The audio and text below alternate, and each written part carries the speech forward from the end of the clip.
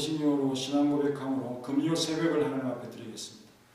전능하사 천지를 만드신 하나님 아버지를 내가 믿사오며 그 외아들 우리 주 예수 그리스도를 믿사오니 이는 성령으로 잉태하사 동정녀 마리아에게 나시고 본디오 빌라도의 권을 받으사 십자가에 못 박혀 죽으시고 장사한 지 사흘 만에 죽은 자 가운데서 다시 살아나시며 하늘에 오르사 전능하신 하나님 우편에 앉아 계시다가 저리로서 산자와 죽은 자를 심판하러 오시리라. 성령을 믿사오며 거룩한 구유와 성도가 서로 교통하는 것과 죄를 사해 주신 것과 몸이 다시 사는 것과 영원히 사는 것을 믿사옵나이다. 하나님, 우리를 생명사계 속에 보호하시며 지켜주심을 감사합니다. 어떤 일이 있더라도 주님만을 의지하며 해결자 되신 주님을 바라볼 수 있도록 도와주옵소서. 주님의 해결책은 내가 생각하는 해결책이 아닙니다.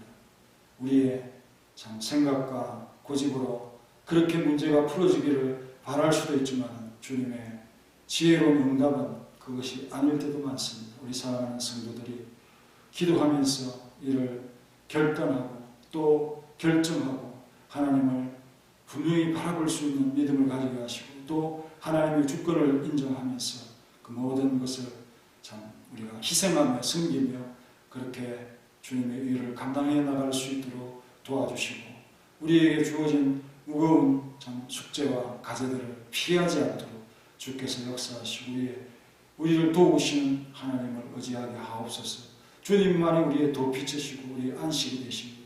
그리고 거짓말하지 않으시고 우리의 작은 소리에도 큰 소리에도 귀를 기울이시는 분이심을 믿고 오늘도 간절히 간구하며 기도하기를 원합니다. 예수님의 이름으로 기도합나이다. 아멘. 162장 하겠습니다. 부활하신 구세주 나 항상 섬기네.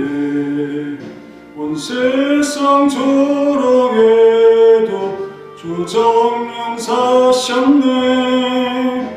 그 은혜로운 손길 부드러운 음성 주 예수 나와 함께 늘 계시네. 예수 늘 살아계셨어. 주 동행하여 주시며 늘 말씀하시네. 예수 내 구세주 예수 내 맘에 살아계시네. 늘 살아계시네. 세상 살펴보니 주 사랑 알겠네. 내 맘이 아플 때도 주 사랑 알겠네. 이 세상 풍파일 힘주시는 주님 주 다시 영광 중에 곧 오시리. 예수 늘 살아계셨어. 주 동행하여 주시며 늘 말씀하시네. 예수 내 구세주 예수 내 맘에 살아계시네. 늘 살아계시네. 주 믿는 성도들아 다 기쁜 노래로 주 예수 우리와 함께 다 찬양 드리세. 이 세상 소망이요 참 친구 되시는 주 예수 영원토록 찬양하네. 예수 늘 살아계셨어. 주 동행하여 주시며 늘 말씀하시네. 예수 내 구세주 예수 내 마음에 살아계시네 늘 살아계시네. 오늘 돌발 퀴즈는요 다니엘서 2장 1절에서 찾으시면 되겠습니다. 첫 번째 문제, 느부갓네살이 꿈을 꾼 해는 느부갓네살이 다스린 지 몇 년이 되는 해에 느부갓네살이 꿈을 꾸고 라고 했습니다. 두 번째 문제, 왕이 그 꿈으로 말미암아 일어난 심경의 변화와 괴로움은 무엇입니까? 그로 말미암아 마음이 뭐뭐하여 무엇을 이루지 못한지라 했습니다. 가로속에 들어가는 답을 아시는 분들은 문자로 답해 주시면 되겠습니다. 오늘 본문 말씀은 시편 34편 21절입니다. 악이 악인을 죽일 것이라 의인을 미워하는 자는 벌을 받으리로다. 여호와께서 그의 종들의 영혼을 속량하시나니 그에게 피하는 자는 다 벌을 받지 아니하리로다 라고 했습니다. 여기서 악이라고 번역하느라 라는 히브리어를 어떤 사람들은 불행으로 보고요, 불신자들이 비참하게 멸망할 것이다 라고 이해했습니다. 마지막에 그들이 재난으로 멸망당할 것이기 때문이죠. 그들의 마지막은 멸망입니다. 하지만 악이 악인을 죽일 것이라는 이 구절은 자신을 방어하여 주리라고 생각하는 그 악이 도리어 자신의 머리를 내려쳤다라는 의미가 강조된 표현이죠. 자신의 그릇된 행위가 결국은 스스로 파멸의 길로 몰아넣게 되는 것이다 라는 겁니다. 보호해주지 않습니다. 시편 7편 15절 16절에 보면 그가 웅덩이를 파만들며 제가 만든 함정에 빠졌도다. 웅덩이에, 자기가 판 웅덩이에 빠져버린 거죠. 그래서 그의 재앙은 자기 머리로 돌아가고 그의 포악은 자기 정수리에 내립니다.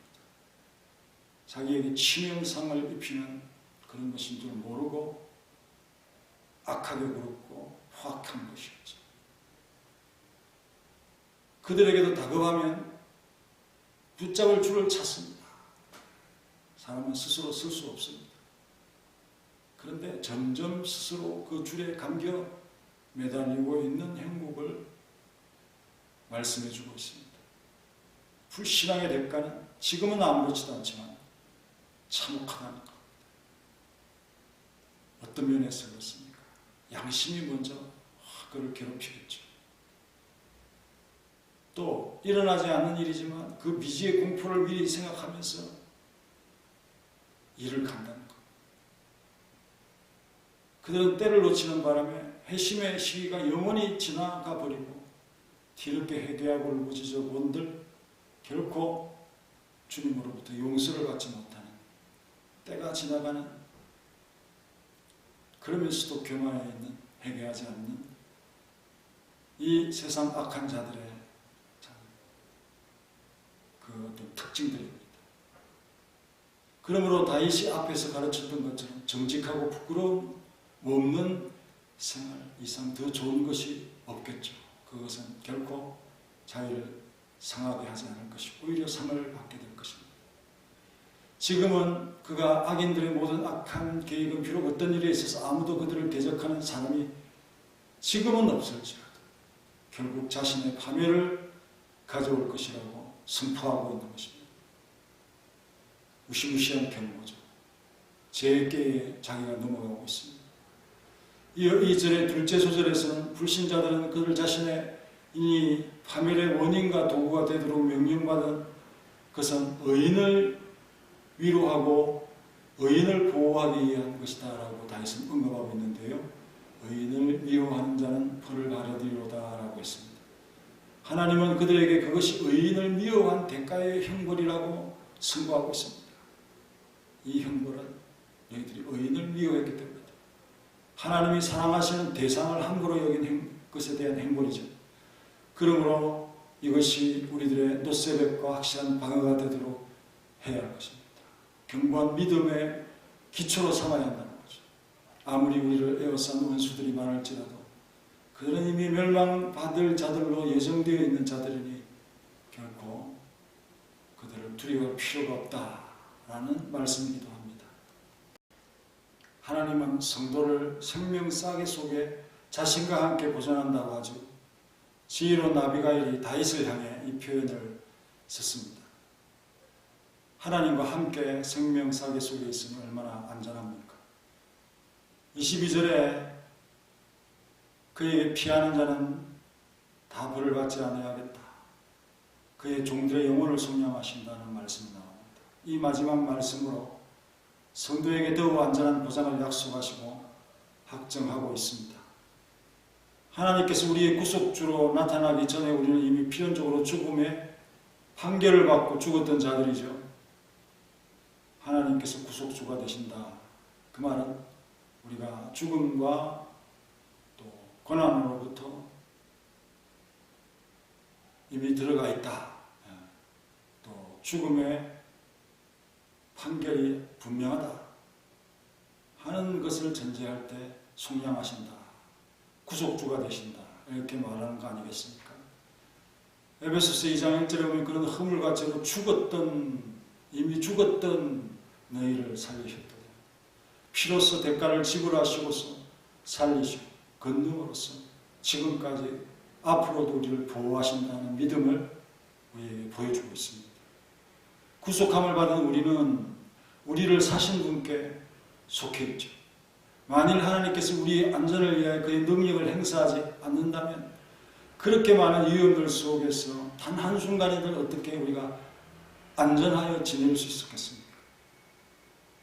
이제 우리는 은혜롭게도 자신의 피로서 우리를 사시고 그 권능으로 우리를 구원하시는 분을 기쁜 마음으로 그에게 속하면서 섬기게 되었다는 사실입니다. 그래서 이 구절에는 벌을 받지 아니하는 방향을 제시하려 그에게 피하는 자는 다 벌을 받지 아니하리로 하나님을 피난처로 삼고 그의 우산 속으로 들어가면 안전한 것입니다. 더욱이 우리는 그리스도의 피로 보존받은 자들입니다. 영혼의 속량이라고 하는 이 표현을 썼는데 우리의 구원이 육체의 보존 그 이상을 강조하기 위한 의도적인 표현이 아니겠습니까? 그래서 지옥 형벌이라고 하는 것은 우리의 육체의 죽음과 비교할 수 없는 영벌이라는 것입니다. 하나님은 자기 백성을 공격하려는 자들을 엄격히 보호하십니다. 그에게 피하는 자, 하나님의 우산 속으로 들어온 자, 그리스도의 보혈의 피로서 보장받은 자, 그들을 공격하는 사단의 그 공격의 어떤 날카로운 것들을 그 어떤 심장과 같은 것을 해치 못하도록 방패를 딱 치시고 언제나 자기 손안에 이렇게 두신다는 거죠. 예를 들면 억지를 쓰는 사단이 도발해서 하나님은 부분적으로 욥을 시험하도록 하시지만 엄격히 제한을 합니다. 욥기 1장 12절에 그 소유물들은 차도 되지만은 그의 몸에는 내 손을 대지 말아라. 생명에게는 해하지 말아라. 이렇게 제한을 둡니다. 사단은 시험을 통해 우리의 마음의 동요를 일으키고 낙심케 하며 두려움으로 당하게 하며 또한 절망 가운데로 몰아넣기 위해서 안간힘을 쓰죠. 그래서 하나님으로부터 떨어뜨려 놓으려고 항상 노력을 합니다. 그게 선한 결과이든 또 선한 의도이든 의지이든 어떤 면에 하나님으로부터 멀어지게 하는 그런 수단과 도구가 될 수 있다는 것도 경계를 해야 됩니다. 하지만 우리가 욥의 사례를 생각한다면 당황하지 않고 하나님의 은총에 기대며 그 이름의 권능에 의지한다면 하나님의 손안에 들어있는 의인들을 사단이 어떻게 해하겠습니까? 사단은 그 손안에 들어있는 성도를 보면서 도망갈 수밖에 없는 거죠. 우리에겐 이미 환한 낮이 많습니다. 잠시 동안만 기다리기만 하면 어둠은 물러가죠. 안개와 무서운 폭풍과 같은 것들은 잠시 후에 사라집니다. 계속되지 않습니다. 폭풍과 물러가 자취를 감추면 하늘은 다시 아주 높고 푸르게 그렇게 우리에게 선물로 다가오지 않습니까? 구전 날씨가 있습니다. 하지만 잠시 지나고 나면 청명해지지 않습니까? 다윗이나 욥은 햇빛이 캄캄한 구름 속에 가리우고 있는 구전 날씨로 변하는 것을 수없이 보았지만 끝내는 하나님의 도우심으로 그에게 피한 믿음이 있었기에 끝내는 극복할 수 있었다 하는 사실을 기억하면서 하나님의 이 절대적인 보호를 의심하지 않고 그래서 더욱 담대해지고 힘을 참 받는 그런 우리 성도의 모습들이 되시길 바랍니다. 다 같이 악인은 자기를 해할 수도 있는 그런 것을 머리 위에 계속 올려놓습니다. 그것이 자기의 머리를 칠지도 모르고 행하고 맙니다. 자기가 판궁덩이에 빠지고 자기 머리 위로 정수리 위로 다 돌아갔습니다. 또 자기를 구원해 줄 주를 자기를 칭칭 감아 자기를 더욱 진흙구덩이로 빠뜨리는 이러한 것들을 예상하지 못하는 미련한 자들이 아니겠습니까? 죄는 쾌락을 동반하겠지만 그들의 양심은 평안치 못할 것이고 아직 있지도 않은 것들에 근심 걱정하며 번민하며 살아갈 것입니다. 결국은 회개하지도 못하고 주님으로부터 심판을 면하지 못할 것이다 하는 이 사실, 의인을 미워한 어떤 이 대가로서 하나님으로부터 벌을 받게 되어져. 그러나 우리 그리스도인들은 하나님께서 자신과 함께 생명사하게 보존하시고 우리를 속량하시고 우리 주님께 피하는 자, 곧 그리스도의 보혈의 피로서 보장받은 자들은 하나님께서 그들에게는 벌을 피할 수 있는 은혜를 베푸셨음을 우리가 생각합니다. 우리를 속량하셨다는 것은 우리가 이미 죽음에 이르렀다, 이미 죽었던 자였다 라는 사실을 전제하는 것이었어. 그리스도의 피로서 우리를 속량하여 주셨으니 영원한 천상의 삶을 우리가 고대하고 소망합니다.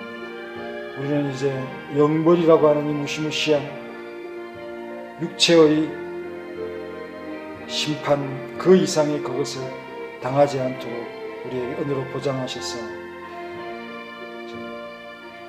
벌을 받지 않는 인생으로서 평안할 수 있도록 도와주시고 더욱 하나님께 가까이 나아갈 수 있는 삶이 될 수 있도록 도와주시옵소서. 사단은 우리를 흔들지만 하나님 손안에 있는 우리를 해치지 못함을 우리가 생각하면서 안심할 수 있도록 도와주시고 잠시 고난과 어려움이 있겠지만 그러나 영원히 그것이 지속되는 것은 아니라고 하는 이 사실 앞에서 굳은 날씨와 또 폭풍우 치는 그 바다를 조심하여 잘 건너갈 수 있는 모든 성도들이 되도록 도와주시고 어려움 있는 성도들을 지켜주시고 함께 하시고 하나님께 지혜를 구하는 우리 모든 성도들이 되게 도와주시옵소서. 예수님의 이름으로 기도합니다. 아멘.